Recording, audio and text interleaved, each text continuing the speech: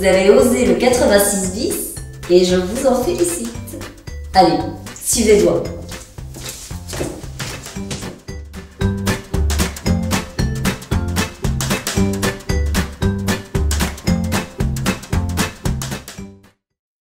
Une émotion vient du cœur.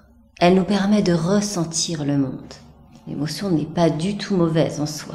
Une émotion, elle est reliée aux trois sens. Sens comme sensation, donc cœur. Sens comme direction, c'est-à-dire corps, action.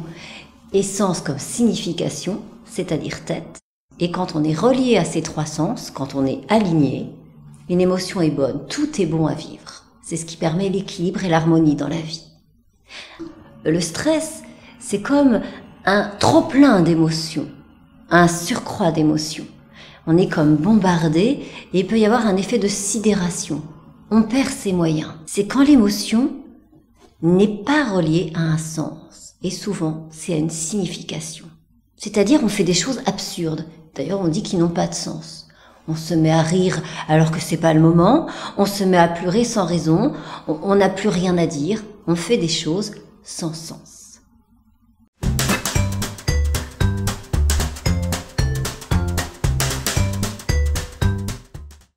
Le problème, c'est la manifestation extérieure. Donc c'est quand j'ai dû parler tout d'un coup, j'ai perdu mes mots, je suis sans voix. Ce sont les actions et nos comportements. La problématique,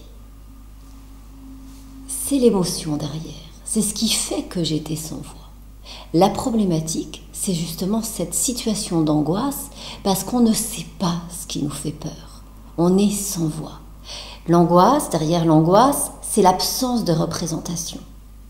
Toute absence de représentation de quelque chose crée une angoisse, nous met dans un état d'incertitude. En fait, c'est la peur de l'inconnu.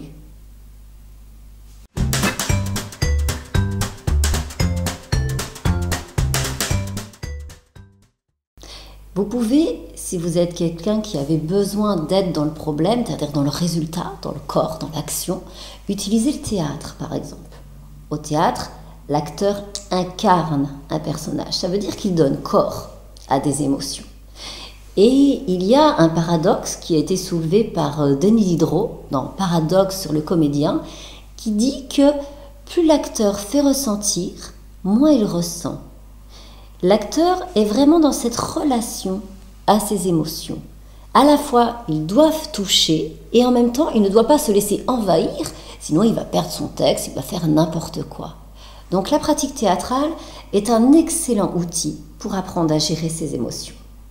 Sinon, vous pouvez décider, si vous avez une personnalité plus introspective, plus émotionnelle, soit de faire un coaching individuel, soit de participer à l'atelier expression, qui est comme un coaching de groupe. Là, nous travaillerons vraiment sur ce que vous ressentez. Comme on sait que c'est l'absence de représentation qui crée l'angoisse, nous allons travailler ensemble à imaginer une représentation de vos peurs, en trouvant les mots ou en les dessinant. Peu importe d'ailleurs la représentation, ça peut être une musique aussi.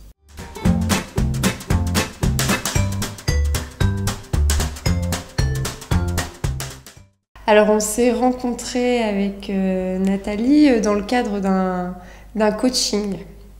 Alors j'ai fait 10 séances avec à peu près une séance toutes les 2 semaines. Ce qui me permettait en plus de mettre à l'épreuve tout ce qu'on se disait pendant la semaine qui suivait le coaching. Alors je suis venue en fait parce que j'avais un problème plus d'estime de soi, de confiance en soi et tout ce qui est la gestion des émotions. La première chose que j'ai appris, c'était surtout en fait apprendre à me connaître moi. À me connaître, comment j'étais, mes qualités, mes défauts, apprendre à voir comment me percevait l'autre aussi. Ce qui a été assez révélateur dans le coaching, c'était que Nathalie m'a fait me représenter à côté d'une autre personne, enfin à côté comment je me reprenais une personne qui était pour moi assez angoissante. Et donc le premier dessin avait été que donc du coup je me suis représentée vraiment toute petite par rapport à cette personne qui prenait énormément d'importance. que je mettais sur un piédestal. Et donc du coup, ça m'a permis de me dire que oui, je représente Claude vraiment comme quelqu'un de très important et que moi, finalement, j'ai pas une importance énorme par rapport à l'autre personne. Et donc ce premier dessin m'a fait beaucoup réfléchir, parce qu'on a repris le dessin peut-être une semaine, 2 semaines après. Donc voilà le dessin que j'ai fait de moi et cette autre personne. Donc avant, il y avait moi et l'autre personne, avec l'envie d'aller vers l'avant, d'entraîner la personne et de prendre des initiatives et de se dire voilà, moi aussi j'ai le droit à être reconnue, en tant que telle et en tant que personne. J'ai appris à me connaître dans ce coaching avec Nathalie, et j'ai aussi en fait par son intermédiaire en fait réussi à rendre en fait cette reconnaissance vraiment légitime en fait. Parce qu'on sait ce qu'on doit combattre, on réussit mieux à le combattre. La peur de l'inconnu, c'est toujours une vraie difficulté pour avancer. Alors à ce moment-là, il s'agit de mettre des mots, des sons, du sens à cet inconnu.